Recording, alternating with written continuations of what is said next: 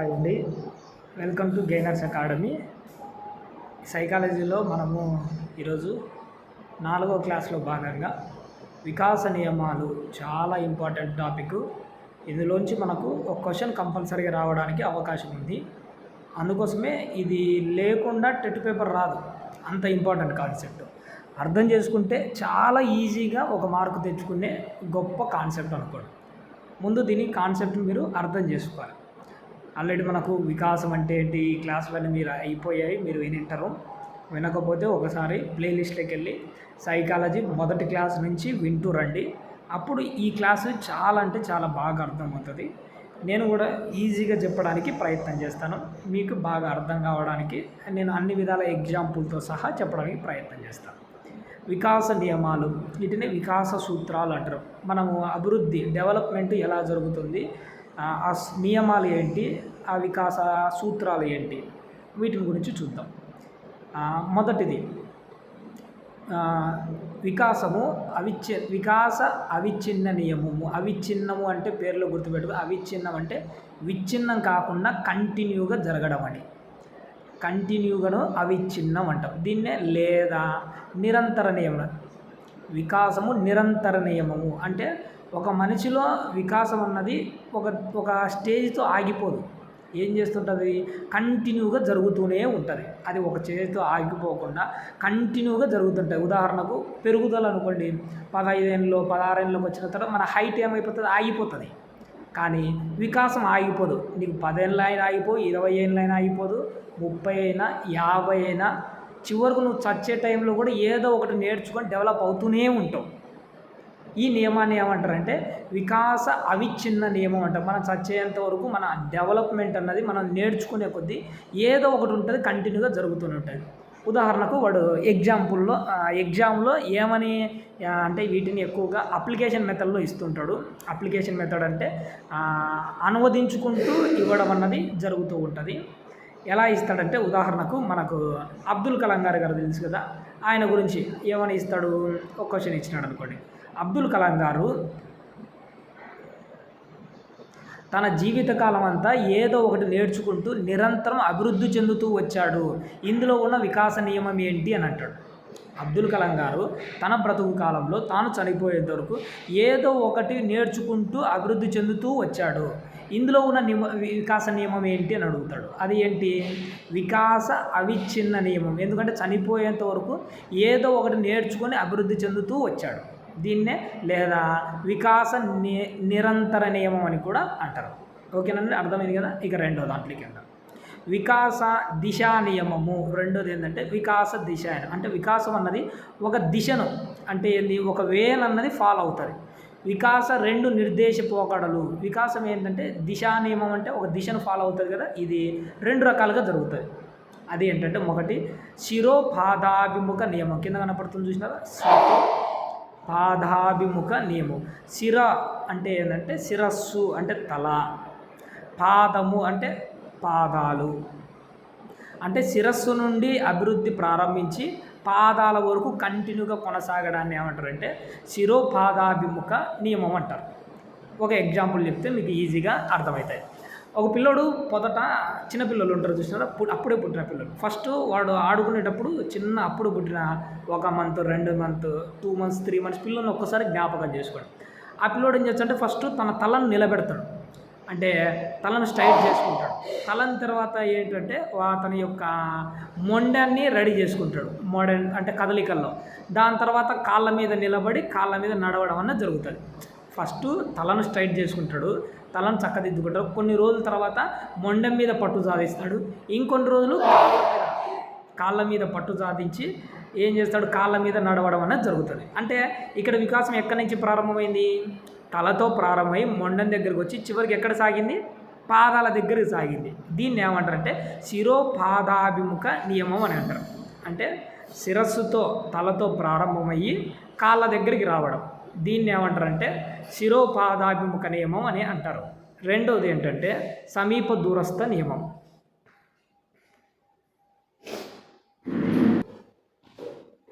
ఇక్కడ చూడండి, శిరోపాదాభిముఖం అయిపోయింది కదా. నెక్స్ట్ సమీప దూరస్థ నియమం, ఇది కూడా చాలా ఇంపార్టెంట్. ఎగ్జామ్లో ఈ రెండింటి మీద ఖచ్చితంగా క్వశ్చన్ అడుగుతాడు. ఫస్ట్ శిరోపాదాభిముఖం అని అంటే క్వశ్చన్ ఎలా అడుగుతాడు, ఏమని అడుగుతాడంటే ఎగ్జామ్లో ఇక్కడ చెప్తాను చూడండి. ఒక శిశువు ఫస్ట్ తల నిలబెట్టి తర్వాత మొండెము తర్వాత పాదాల మీద నడవడం అన్నది ఏ వికాస నియమం అంటాడు. ఏ వికాస నియమం అది? శిరస్సుతో ప్రారంభమైంది, పాదాలతో క్లోజ్ అయిపోయింది. ఏ నియమము? శిరోపాదాభిముఖ నియమం.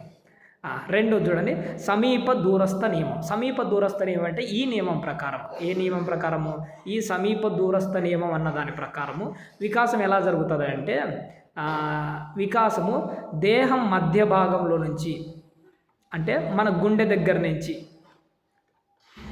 అంటే మన ఛాతీ భాగం ఉంటుంది చూసినారా, ఛాతీ భాగం నుంచి ప్రారంభమయ్యి వెలుపలి వైపు సాగుతుంది అని చెప్పడమే సమీప దూరస్థ నియమం. ఎక్కడి నుంచి ప్రారంభమవుతుంది? దేహం యొక్క సెంటర్ మధ్య భాగం, అంటే మన గుండె దగ్గర నుంచి లేదంటే ఛాతీ భాగం నుంచి ప్రారంభమై వెలుపలికి సాగడాన్ని ఏమంటారంటే సమీప దూరస్థ నియమం అంటారు. ఇలా చెప్తే మీకు అర్థం కాదు. ఒక ఎగ్జాంపుల్ చెప్తాను చూడండి. ఒక పిల్లవాడు ఒక వస్తువును పట్టుకోవాలనుకున్నాడు. ఒక పిల్లవాడు, అప్పుడే పుట్టిన పిల్లోడు వస్తువును పట్టుకోవాలంటే మొదట వాడు ఏం చేస్తాడు? మొదట భుజాన్ని కదిలిస్తాడు, అంటే గుండె దగ్గర నుంచి బాగా గమనించాడు. మొదట భుజాన్ని కదిలిస్తాడు. భుజం తర్వాత ఏం చేస్తాడు వాడు? చేతిని చాస్తాడు, అంటే ఇలా భుజము, ఇక్కడ నుంచి చెయ్యి, ఆ తర్వాత ఇక్కడ ఛాతీ, ఇంకొకటి వేళ్ళు, ఇది అనుకోండి, కొద్దిసేపు అనుకోండి. ఒక పిల్లవాడు ఒక వస్తువును పట్టుకోవడానికి మొదట ఏదైనా కదిలిస్తాడు? భుజాన్ని కదిలిస్తాడు. తర్వాత ఏం చేస్తాడు వాడు? చేతిని చాస్తాడు, అంటే జరుపుతాడు, అంటే ఇక్కడి నుంచి చేతి దగ్గరకు వచ్చింది. తర్వాత మణికట్టును ఏం చేస్తాడు? వంచుతాడు. వంచి వేళ్ళతో ఏం చేస్తాడు? పట్టుకుంటాడు. అంటే ఒక పిల్లవాడు వస్తువును పట్టుకోవడానికి ఎలా సాగుతుంది ఆ ప్రక్రియ? భుజము, చెయ్యి, మణికట్టు, వేళ్ళు, అంటే గుండె దగ్గర నుంచి ప్రారంభమయ్యి ఒక క్రమమైన పద్ధతిలో వెలుపలికి వెళ్తుంది చూసినారా, దీన్ని ఏమంటారంటే సమీప దూరస్థ నియమం అంటారు. ఆడ ఎగ్జాంపుల్ ఏమిస్తాడంటే క్వశ్చన్, ఒక పిల్లవాడు ఒక వస్తువును పట్టుకోవడానికి భుజముతో ప్రారంభించి చేతులను చాచి మణికట్టుతో చేసి వేళ్లతో పట్టుకోవడాన్ని అనేది ఏ వికాస నియమం అని అంటాడు. ఇలా ఈ రెండింటి మీద శిరోపాదాభిముఖ నియమము, సమీప దూరస్థ నియమం అనే వాటి మీద క్వశ్చన్ అడుగుతాడు. ఇక్కడ చూడండి, ఇక్కడ ఒక చిన్న పాయింట్ ఉంది, దాన్ని మీరు మర్చిపోకూడదు. ఇందాక ఈ రెండు కాన్సెప్ట్ అర్థమైనాయి కదా. మొదటి ఏంటి? శిరోపాదాభిముఖ నియమము, రెండు సమీప దూరస్థ నియమం అంటారు. శిరోపాదాభిముఖం అంటే తల నుండి ప్రారంభమయ్యి మొండెంకి వచ్చి కాళ్ళ దగ్గరే సరే. ఇక్కడ వికాసం ఎలా జరుగుతుంది? నిలువుగా జరుగుతుంది. అర్థమవుతుందా? వికాసం ఎలా జరుగుతుంది? నిలువుగా. అదే సమీప దూరస్థ విధం భుజము, చెయ్యి, మణికట్టు, వేళ్ళు. ఎలా జరిగింది? ఇది అడ్డంగా జరుగుతుంది. ఇక్కడ వికాసం ఎలా జరుగుతుంది? నిలువుగా, గుర్తుపెట్టుకోండి, నిలువుగా జరుగుతుంది. ఇక్కడ వికాసం ఎలా జరుగుతుంది? అడ్డంగా జరుగుతుంది. ఏ దాంట్లో? శిరోపాదాభిముఖ నియమంలో వికాసం ఎలా జరుగుతుంది అని అంటే అప్పుడు నిలువుగా అని రాయాలి, నిలువుగానే ఆప్షన్. అదే సమీప దూరస్థ నియమంలో వికాసం ఎలా జరుగుతుంది అంటే అడ్డముగా. గుర్తుపెట్టుకోండి, ఎందుకు? చెయ్యి, అదేంటి, భుజము, చెయ్యి, మణికట్టు, వేళ్ళు అడ్డంగా సాగింది కదా, ఇక్కడ నిలువుగా సాగుతుంటుంది. ఇది శిరోపాదాభిముఖ నియమము, ఇది సమీప దూరస్థ నియమం. పైకి స్క్రోల్ చేస్తున్నాను చూడండి. మూడోది వికాసము క్రమానుగత నియమము, లేదా వికాసం ఒక ఖచ్చితమైన నమూనాను అనుసరిస్తుంది. వికాసం ఏంటంట? ఒక ఖచ్చితమైన నమూనాను అనుసరిస్తుంది. అంటే దాని అర్థం ఏంటి? మొదట ఒకటి సార్వత్రికమైనది నేర్చుకుంటే అలా ఒక క్రమమైన పద్ధతిలోనే ఎవరిలోనైనా కానీ ఒకే పద్ధతే ఉంటుంది. దీనిని సార్వత్రికమైన పద్ధతి అంటారు. అంటే పుట్టిన ప్రతి ఒక్కరి పిల్లల్లో ఇది ఒకే క్రమంలోనే జరుగుతుంది, 2-3 క్రమాలలో ఏమీ జరగదు. ఉదాహరణకు ఒక ఎగ్జాంపుల్ చెప్తాను చూడండి. పిల్లవాళ్ళకు జ్ఞానేంద్రియ వికాసం ఉంటుంది. జ్ఞానేంద్రియాలు అంటే తెలుసు, కళ్ళు, మనం స్పర్శ, నాలుకతో రుచి, వీటిని అంటారు చూసినారా, ఇవి జ్ఞానేంద్రియ వికాసం. ఇది ఎలా జరుగుతుంది అంటే ప్రతి ఒక్కరికి ఫస్ట్ స్పర్శ అన్నది డెవలప్ అవుతుంది. ఫస్ట్లు మొదటి చాలా ఇంపార్టెంట్. పుట్టిన పిల్లవాళ్ళు మొట్టమొదటగా వచ్చే జ్ఞానేంద్రియ వికాసం ఏంటంటే స్పర్శ. స్పర్శ తర్వాత ఏమొస్తుంది? వాడికి రుచి, పాలు తాగేటప్పుడు వాడికి రుచి అర్థమవుతుంది. దాని తర్వాత వాసన, దాని తర్వాత వినికిడి అంటే వినడం, దాని తర్వాత లాస్ట్లో దృష్టి అన్నది డెవలప్ అవుతుంది. చాలాసార్లు మన దృష్టి ఫస్ట్ అనుకుంటాం, కానీ ఇక్కడ వేరు. ఒక పిల్లవాడిలో ఫస్ట్ స్పర్శ, రుచి, వాసన, వినడం, దృష్టి, ఇదే ఒక క్రమమైన పద్ధతి. ప్రతి ఒక్కరు ఏ పిల్లోడన్నా భూమి మీద పుట్టని ఇదే క్రమం ప్రకారమే అభివృద్ధి చెందుతాడు. దీన్ని ఏమంటారంటే వికాస క్రమానుగత నియమం అంటారు. వికాస క్రమానుగత నియమం అంటే క్రమమైన పద్ధతిలో అవి అభివృద్ధి చెందుతున్నాయి. ఏది? స్పర్శ, రుచి, వాసన, వినడం, దృష్టి. ఇది ఒక క్రమమైన పద్ధతిని అనుసరిస్తుంది కాబట్టే ఇది వికాసం ఒక ఖచ్చితమైన నమూనాను అనుసరిస్తుంది అని కూడా ఆన్సర్ ఇదే. ఖచ్చితమైన నమూనాను అనుసరిస్తున్న ఒక క్రమానుగత నియమం అన్న కానీ ఒకటే. ఎందుకు? స్పర్శ, రుచి, వాసన, వినడం, దృష్టి ఇదంతా ఒక క్రమమైన పద్ధతి. ఇదే ప్రతి ఒక్కరు ఈ పద్ధతి ప్రకారమే జరుగుతుంది. దీనిని ఏమంటారంటే వికాసం ఒక ఖచ్చితమైన నమూనాను అనుసరిస్తుంది. ఒక్కొక్కసారి ఎగ్జామ్లో ఏమైనా ఇలా కూడా అడుగుతాడు, అంటే దృష్టి, స్పర్శ వీటిని ఇచ్చి అడుగుతాడు. అలా కాకుండా ఒక్కొక్కసారి ఏమని అడుగుతాడంటే ఉపాధ్యాయుడు మొదట వృత్తాన్ని నేర్పించి తర్వాత చతురస్రాన్ని గురించి నేర్పిస్తున్నాడు. ఇందులో ఉన్న పద్ధతి ఏంటి అన్నాడు. అంటే మొదట ఉపాధ్యాయుడు ఏం చేస్తున్నాడు? పిల్లవాడికి వృత్తం గీయడం నేర్పించాడట. దాని తర్వాత చతురస్రం గీయడం నేర్పించాడు. అంటే ఇందులో ఉన్న నియమం ఏంటి అంటాడు. అంటే వికాసం ఒక క్రమమైన నియమాన్ని పాటిస్తుంది అనే ఉద్దేశం మనసులో పెట్టుకుని ఇది నేర్పిస్తున్నాడు. ఎందుకంటే వృత్తం గీయడం ఈజీ, చతురస్రం గీయడం కష్టం. అందుకే మొదట వృత్తం గీయడం నేర్పించినాడు. దాని తర్వాత ఏంటి? చతురస్రం. దాని తర్వాత కావాలంటే దీర్ఘ చతురస్రం. దాని తర్వాత కావాలంటే ఇంకేదన్నా కానీ మొట్టమొదట ఏం నేర్పించాలి వాడికి? ఫస్ట్ వృత్తం నేర్పిస్తున్నాడు.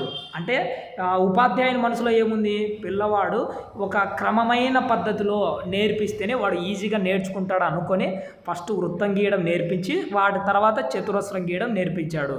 ఎగ్జామ్లో ఏమని అడుగుతాడు? ఉపాధ్యాయుడు ఒక పిల్లవాడికి వృత్తం గీయడం మొదట నేర్పించి దాని తర్వాత చతురస్రం గీయడం నేర్పించాడు. అంటే దీన్ని బట్టి ఇది నేర్పించడంలే, అంటే వాడు ఈజీగా ఉంటుందని ఇది నేర్పిస్తున్నాను, దాని తర్వాత ఇది నేర్పిస్తున్నాడు. అర్థమవుతుందా? అంటే ఒక క్రమమైన పద్ధతిగా ఉండడం కోసమే ఇలా నేర్పించడం అన్నది జరుగుతూ ఉంది. ఇలా మనం ఇక్కడ ఏంటి? వికాసము క్రమానుగత నియమము అంటే ఒక క్రమమైన పద్ధతిగా ఏం చేస్తున్నాం మనము వానికి నేర్పించుకుంటూ వచ్చాం. ఒకటేసారి రాకెట్ సైన్స్ గురించి చెప్తే వానికి అర్థం కాదు. మనం ఏం చేస్తాము? ఫస్ట్ క్లాసులో కొంత, సెకండ్ క్లాసులో కొంత, మూడో క్లాసు, వాడు 10th, ఇంటర్, డిగ్రీ అక్కడ కొంత మొత్తం నేర్పించి లాస్ట్లో రాకెట్ సైన్స్ మొత్తం నేర్పించాం. అంటే ఇక్కడ ఏం జరుగుతుంది? ఒక క్రమమైన పద్ధతిలో డెవలప్ చేసుకుంటూ వస్తున్నాం. దీన్ని ఏమంటారంటే వికాస క్రమానుగత నియమం. ఇప్పుడు మన స్కూళ్ళల్లో జరుగుతున్నది అదే. మనకు 1వ తరగతిలోనే మనకి రాజ్యాంగం అంటే ఏంటో అని చెప్తే మనకి ఏమైనా అర్థమవుతుందా? ఫస్ట్ విలువలు, విధేయతలు, సమాజము, లోకము తీరు, నియమ నిబంధనలు ఒక్కొక్కటి చెప్పుకుంటూ వాడు హై స్కూల్కి వచ్చేంతకి రాజ్యాంగం అంటే ఇదిరా, పద్ధతులు ఇలా ఉంటాయని ఒక క్రమమైన పద్ధతిలో నేర్పించుకుంటూ వస్తున్నాం. చూసినారా? దీన్ని ఏమంటారంటే వికాస క్రమానుగత నియమం అంటారు. ఓకేనండి, పైకి స్క్రోల్ చేస్తున్నాను చూడండి. వికాసం అంచనా నియమము. ఇక్కడ చూడండి, వికాసము అంచనా అంటే భవిష్యత్తులో ఇలా అవుతారని మనం ఎక్స్పెక్ట్ చేయడం. నెక్స్ట్ దీన్ని ఇంకొక పేరు వికాస ప్రాగుక్తీకరణ నియమం. ప్రాగుక్తీకరణ అంటే కూడా అంచనా వేయడమే. అంటే వికాసాన్ని అంచనా వేయచ్చు. ఎలా అంచనా వేయచ్చు? ఒక చిన్నపిల్లడు ఉన్నాడు, వాడు బొమ్మలు అద్భుతంగా వేస్తున్నాడు అనుకోండి, ఒక బొమ్మలు అద్భుతంగా వేస్తున్నాడు. అప్పుడు మనం ఏమంటాం? ఈడు ఇప్పుడే ఈ మాత్రం బొమ్మలు వేస్తా అంటే పెద్ద అయినా ఈడేమవుతాడు? చిత్రకారుడు అవుతాడు అని చెప్తుంటాం. చూసినారా? అంటే ఈడు ఇలా ఉన్నాడంటే భవిష్యత్తులో ఇలా ఉంటాడు అని మనం ఏం చేస్తున్నాము? ఎక్స్పెక్ట్ చేస్తున్నాం, ఊహాగానాల్లో అంచనా వేస్తున్నామని.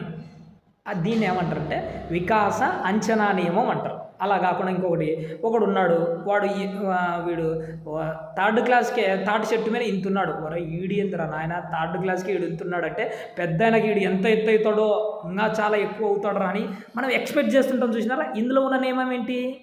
వికాస అంచనా నియమం. ఇక్కడ ఏం చేస్తున్నాము? అంచనా వేస్తున్నాము అని. అర్థమవుతుందా?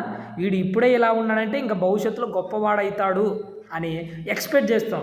ఇలా ఎక్స్పెక్ట్ చేయడాన్ని ఏమంటామంటే వికాసాన్ని అంచనా వేయడము. నేను ఒక ఊరికి వెళ్ళింటే ఒక అమ్మాయి మెడలో బొమ్మది డాక్టర్ల దగ్గర ఉంటుంది చూసారా, స్టెతస్కోపు. అది మెడలో వేసుకొని ఆ అమ్మాయి దగ్గర ఉండేది ప్లాస్టిక్ స్టెతస్కోపు. ఆ ప్లాస్టిక్ స్టెతస్కోప్తో ఏం చేస్తుంది? ఆ బొమ్మకు గుండె దగ్గర పెట్టి చెక్ చేస్తుంది. ఆ అమ్మాయిని చూసినప్పుడు ఆ అమ్మాయి ఇంట్రెస్ట్ ఏంది?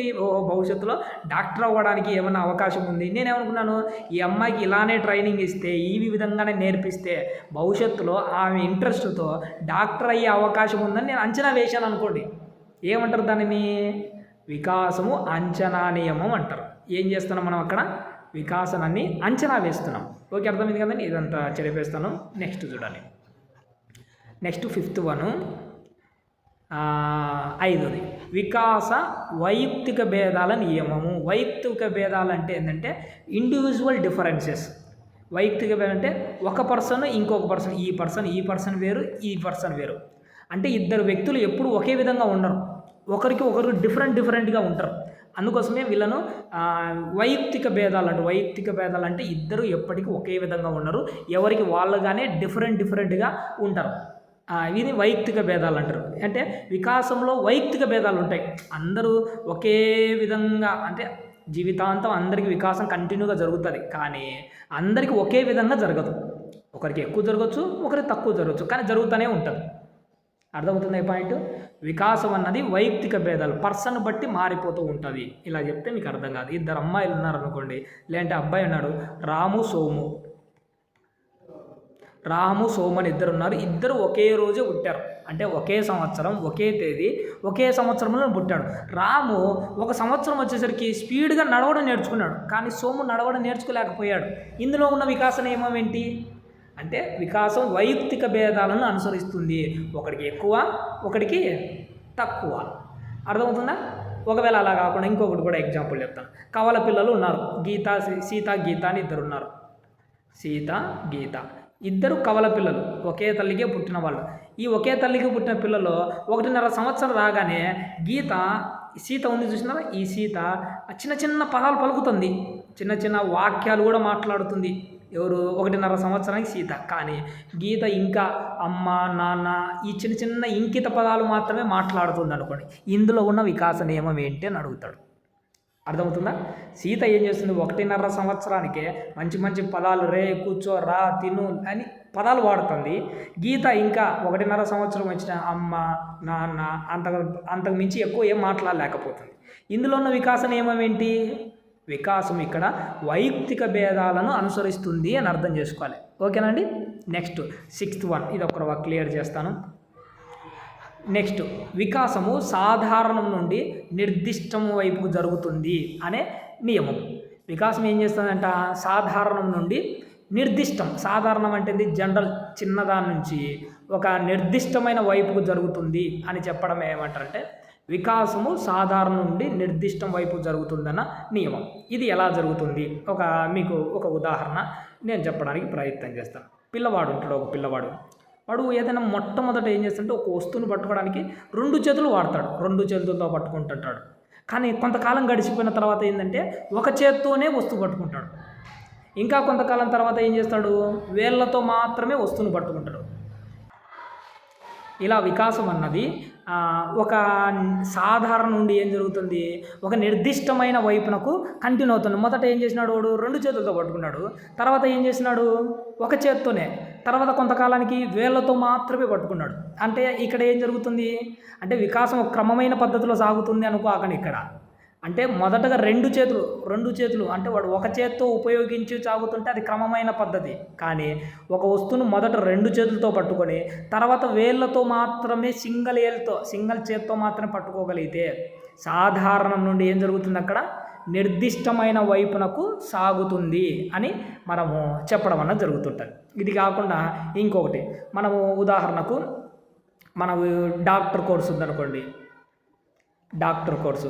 డాక్టర్ కోర్సు మనం పోకముందు ఏం చేస్తామంటే ఇంటర్ కానీ లేదంటే ఇంకా దాని కింద కావాల్సిన కోర్సులలో ఏం చేస్తామంటే మొదట బేసిక్స్ చెప్తాను చూసినారా?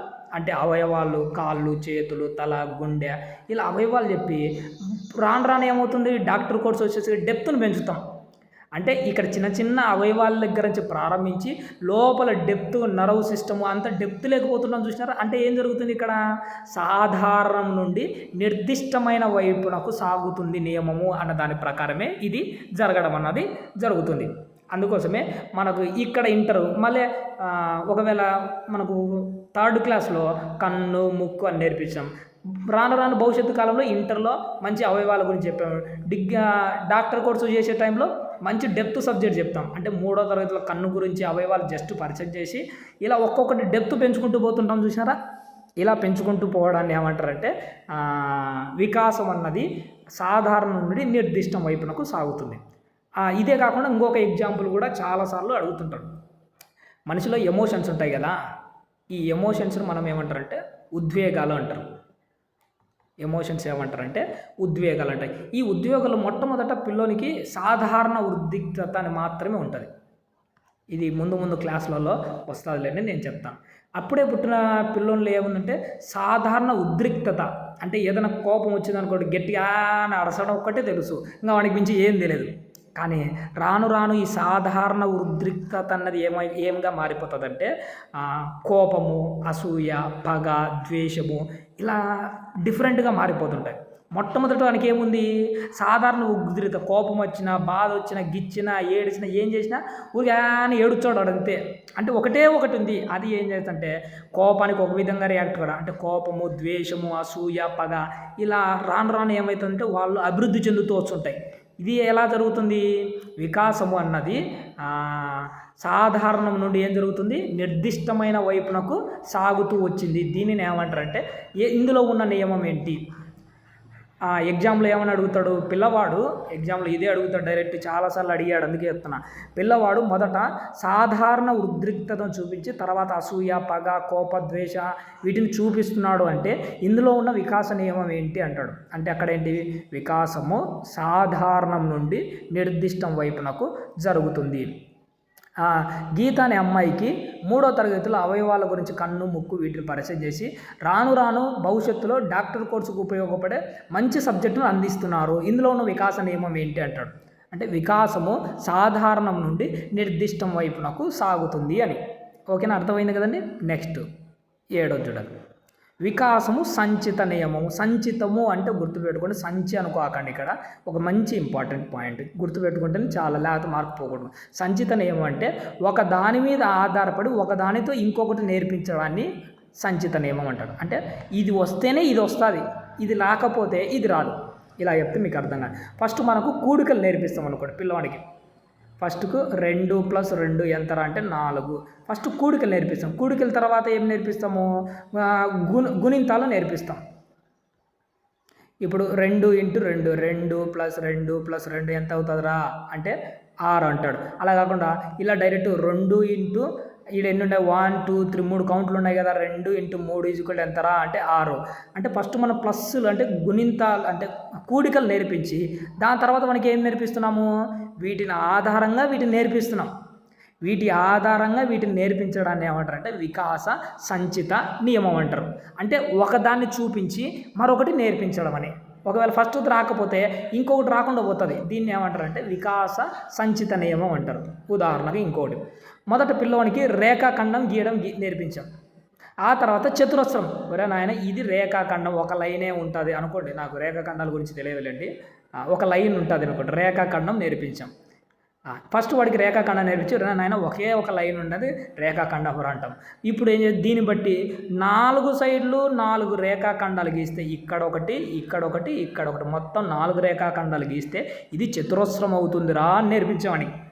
అంటే మొదట రేఖాఖండం నేర్పించి దాని తర్వాత చతురస్రం నేర్పించాం. అంటే దీన్ని బట్టి ఇది నేర్పించాం. దీన్ని బట్టి ఇది నేర్పించడాన్ని ఏమంటారంటే వికాస సంచిత నియమం అంటారు. అంటే దేన్ని బట్టి నేర్పిస్తున్నాం, ఇది మొదట ఒక కాన్సెప్ట్ నేర్పించి దాని ఆధారంగా ఇంకొకటి నేర్పిస్తాం. ఆల్రెడీ మీకు ఇంతకుముందు ఒకటి చెప్పాను, ఏది వికాసం అన్నది ఒక క్రమమైన పద్ధతిని అనుసరిస్తుందని. అక్కడేంటి, అప్పుడు ఫస్ట్ వృత్తం నేర్పించి తర్వాత చతురస్రం నేర్పించాం. ఇక్కడేంటి, దీన్ని బట్టి ఇది నేర్పియట్లే, దీన్ని బట్టి ఇది నేర్పియట్లే, ఇది ఇదే ఒక సాధారణంగా జనరల్ పర్పస్గా దీని తర్వాత ఇది మామూలు జనరల్గా నేర్పించాం. కానీ ఇక్కడ ఏం జరుగుతుంది, ఫస్ట్ రేఖాఖండం ఇది నేర్పించి దాని తర్వాత చతురస్రం నేర్పిస్తున్నాం. ఒక దాని మీద ఆధారపడి ఇంకొకటి నేర్పిస్తే దానిని వికాస సంచిత నియమం అంటారు. అలా కాకుండా సర్వసాధారణంగా ఏదో ఒకటి నేర్పించి రెండోది ఒక క్రమమైన పద్ధతిలో నేర్పించుకుంటూ వెళ్తుంటే వికాసం అన్నది ఒక క్రమమైన పద్ధతి అనుసరిస్తుంది అని అక్కడ వస్తుంది. ఓకేనా, అర్థమైంది కదండి. నెక్స్ట్ ఇది క్లోజ్ చేస్తాను. నెక్స్ట్ 8th one చూడండి, వికాసం అన్ని దశలలో ఒకే విధంగా జరగదు అన్న నియమం. నిజమే, ఇది వికాసము ఒక్కొక్కరిలో దశలు అంటే ఏంది, బాల్య దశ, ఉత్తర బాల్య దశ, కౌమారం అంటే యూత్కి వచ్చినాడు, మధ్య వయసు, వృద్ధాప్యం, ఇలా ఎన్నో దశలు ఉంటాయి మనిషి జీవితంలో. ఈ దశలలో ఏంటంటే అన్నీ ఒకే రకంగా జరగవు. అన్ని దశలలో అంటే చిన్నపిల్లోడిగా ఉన్నప్పుడు ఒకే విధంగా, మధ్య వయసుకు వచ్చిన, యవ్వనంలోకి వచ్చిన, వృద్ధాప్యంలోకి వచ్చిన ఒకే విధంగా జరగవు. ఉదాహరణకి ఏంటంటే శైశవ దశలో శైశవ దశ అంటే అప్పుడే పుట్టిన పిల్లోడు. ఈ శైశవ దశలో పెరుగుదల ఏంటంటే చాలా స్పీడ్గా జరుగుతుంది.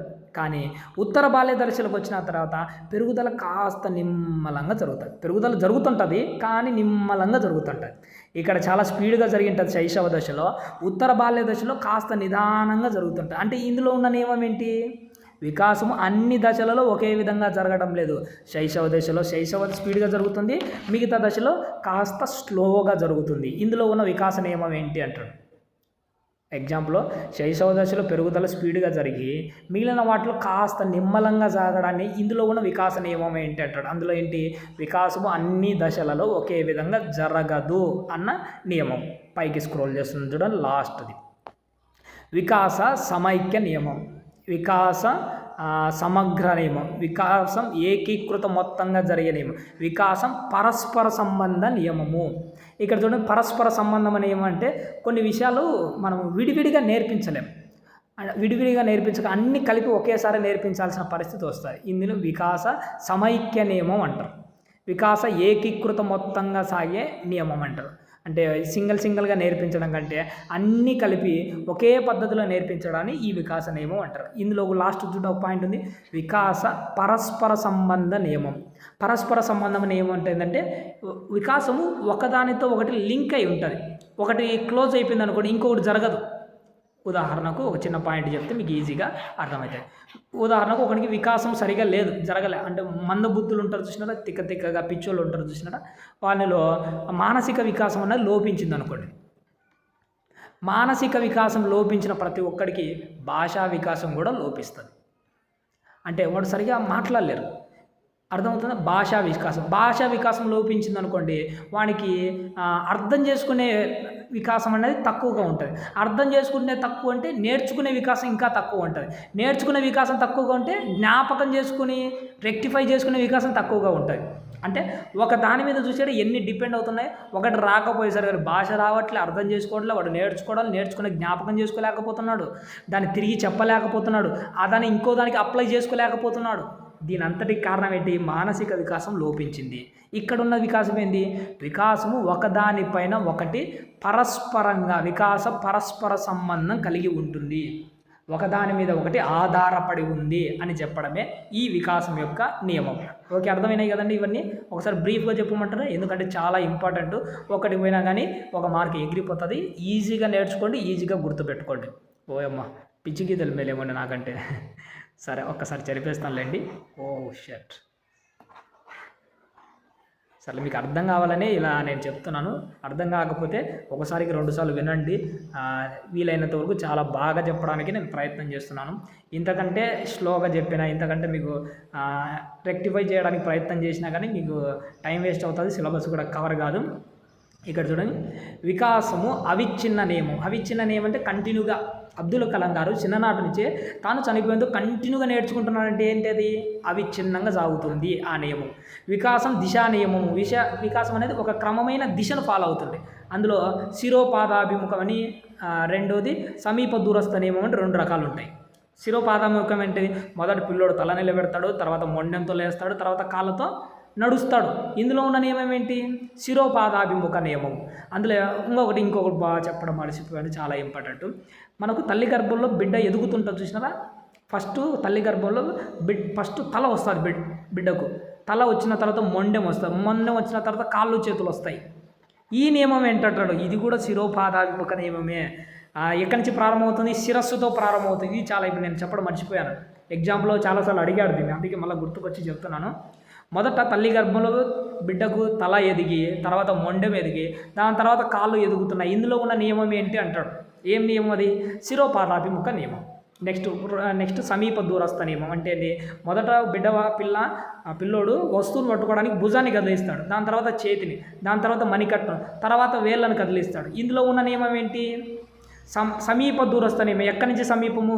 గుండె దగ్గర నుంచి, ఛాతి దగ్గర నుంచి, శరీరంలో మధ్య భాగంలో నుంచి జరుగుతుంది. ఇది ఎలా జరుగుతుంది? వికాసం అడ్డంగా జరుగుతుంది. అంటే సమీప దూరస్థ నియమం అనేది అడ్డంగా, శిరోపాదాభిముఖం కంటే శిరస్సు నుంచి సాగుతుంది, ఇది నిలువుగా. పైకి స్క్రోల్ చేస్తున్నాను చూడండి. వికాసం ఒక క్రమానుగత నియమం. వికాసం అంటే ఇందాక చెప్పాను ఒక క్రమమైన నియమం. ఫస్ట్ 0 అదేంటి వృత్తం నేర్పించి తర్వాత మనం ఏం నేర్పిస్తాం, వానికి చతురస్రం నేర్పిస్తాం. అంటే ఇందులో ఏంది ఒక క్రమాన్ని అనుసరించి వాడికి నేర్పించడం అనేది జరుగుతుంది. వికాసం అంచనా నియమం. అంచనా వేయచ్చు, వీడు బొమ్మలు వేసేది వచ్చి అబ్బో వీడు చిత్రకారుడు అవుతారా, వీడు ఒకవేళ మాటలు మాడినాకో బా వీడు మాటలోడు రా నాయన, వీడు భవిష్యత్తులో ఏదో మాటలు చెప్పేది ఏదో అవుతాడరా అని అంటుంటారు చూసినా, మనం అక్కడ అంచనా వేస్తున్నాం, ప్రాగుర్తీకరిస్తున్నాం. వికాస వైయక్తిక భేదాలు. వైయక్తిక భేదాలు అంటే ఇండివిజువల్ డిఫరెన్స్. సీత స్పీడ్గా నడవడం నేర్చుకుంది, గీత నడవడం స్పీడ్గా నేర్చుకోలేకపోయింది 1.5 సంవత్సరాలకు. ఇందులో ఉన్న ఏమండి వైయక్తిక భేదాలు, ఒకరి ఎక్కువ ఒకరి తక్కువ. ఇక్కడ చూడండి. అలా కాకుండా ఇంకొకటి క్వశ్చన్ ఏమని ఇచ్చాడు, ఒక పెద్ద ఒక క్వశ్చన్ ఇచ్చాం, గీత సీతకు ఇద్దరికి ఒకే క్వశ్చన్ ఇచ్చినాం. గీత ఏం చేసింది 10 నిమిషాలు ఆ క్వశ్చన్ నేర్చుకుంది, సీత మాత్రం 20 నిమిషాల్లో నేర్చుకుంది. ఇందులో ఉన్న నియమం ఏంటి అంటాడు. ఏంటి? వికాస వైయక్తిక భేదాల నియమము. సీత స్పీడ్గా నేర్చుకుంది, గీత స్లోగా నేర్చుకుంటుంది. సీత స్పీడ్గా పరిగెత్తుంది, గీత స్లోగా అంటే ఒకే టాస్క్నే స్పీడ్గా చేస్తున్నారు, ఒకే టాస్క్నే స్లోగా. అర్థమవుతుంది. వీటిని వైయక్తిక భేదాల నియమం అంటారు. నెక్స్ట్ వికాసం సాధారణ నుండి నిర్దిష్టమైన వైపుకు సాగుతుంది. ఇక్కడ చూడండి ఏంటి, ఫస్ట్ ఒక పిల్లవాడు 2 చేతులతో వస్తువుని పట్టుకుంటాడు, తర్వాత ఏం చేస్తాడు వేళ్ళతో మాత్రమే పట్టుకుంటాడు. ఇందులో ఏంటి సాధారణ నుంచి నిర్దిష్టానికి సాగుతుంది. పిల్లోనికి మొదట ఏముంటుంది, సాధారణ ఉద్రిక్తత ఉంటుంది, ఓ అని ఏడుస్తుంటాడు, చూసినాడు ఏడుస్తుంటాడు. ఆ తర్వాత భవిష్యత్తులో ఏమొచ్చుంటాడు, ఆ ఏడుపు కాస్త కొట్టినప్పుడు కోపము, అసూయ పెరిగే కొద్దీ వాళ్ళు పగ, ద్వేషము, మంచి, సంతోషం, ఆనందం ఇవన్నీ డివైడ్ అయిపోతాయి. ఇదేంటి సాధారణం నుండి నిర్దిష్టానికి వైపుకు వెళ్ళిపోతుంది. వికాసం సంచిత నియమ. సంచితం అంటే ఏంటంటే ఒకదాని మీద ఆధారపడి ఇంకొకటి నేర్పించాం. అంటే ఏంటి, ఫస్ట్ కూడికలు నేర్పించి తర్వాత గుణకారాలు నేర్పిస్తాం. ఫస్ట్ తీసివేతలు నేర్పించి తర్వాత భాగాహారాలను నేర్పిస్తాం. ఇందులో ఉన్న నియమం ఏంటి అని అడుగుతాడు. అంటే వికాస సంచిత నియమం. మ్యాథమెటిక్స్లో బాగా గుర్తుపెట్టుకోండి, మిగతా వాళ్ళు కూడా గుర్తుపెట్టుకోండి, ఏం కాదు అది. వికాసం అన్ని దశలలో ఒకే రకంగా జరుగుతుంది అనే నియమం. ఒకే రకంగా జరుగుతుంది కదా, జరగదు అన్ని దశలలో. అంటే ఏంటి, ఉదాహరణకు శైశవ దశలో ఒక విధంగా, ఉత్తర భారతదేశంలో ఒక విధంగా. చిన్నపిల్లడు శైశవ దశలో స్పీడ్గా పెరుగుతాడు, ఉత్తర భారతదేశ వచ్చి కాస్త నిదానంగా. అదే వృద్ధాప్యానికి వచ్చినాక అసలు పెరగడు. అంటే ఇందులో ఉన్న నియమం ఏంటి, అన్ని దశలలో ఒకే విధంగా జరగదు అన్న నియమం. లాస్ట్ చూడండి, వికాస సమైక్య నియమం. సమైక్య నియమం అంటే కొన్ని విషయాలు ఏం చేస్తుంటామని మనం అన్ని సమైక్యం అంటే అన్నీ కలిపి ఒకేసారి నేర్పించాల్సి వస్తుంది. అన్ని సమైక్య నియమాలు. సమగ్ర నియమం అన్నా కానీ దాని మీనింగ్ అదే. ఏకీకృత మొత్తం నియమం. ఇది మీకు భవిష్యత్తులో ఈ పదాలు బాగా వస్తాయిలేండి. కోప్ కానీ వీళ్ళ గురించి చెప్పేటప్పుడు ఇవన్నీ వస్తాయి, ఇప్పుడు అవసరంలే. ఒక విషయాన్ని ఏం చేస్తామంటే అన్నిటి కలిపి ఒకేసారి నేర్పిస్తాం. అప్పుడు కొద్దిగా లేకుండా అంతా కలిపి ఒకేసారి నేర్పిస్తే వాడికి సబ్జెక్టు మీద పట్టు వస్తుంది. ఇది సమైక్య నియమం అంటారు. ఈ లాస్ట్ చూడండి, వికాస పరస్పర సంబంధ నియమం. వికాసం అనేది ఒకదానికి ఒకటి సంబంధం కలిగి ఉంటుంది. మానసిక వికాసం లేదనుకోండి, వాడికి భాషా వికాసం రాదు. భాషా వికాసం రాకపోతే వినికిడి వికాసం, దాని తర్వాత మాట్లాడి, ఇలా ఒకదాని మీద ఒకటి ఆధారపడి సాగుతుంది. ఇది పరస్పర సంబంధ నియమం అంటారు. ఓకేనా? ఇవన్నీ మీరు గుర్తుపెట్టుకోండి, చాలా ఇంపార్టెంట్. వీటిలో నుంచి క్వశ్చన్ లేకుండా అసలు ఎగ్జామే ముందుకు పోదు, కంపల్సరీగా ఉంటుంది.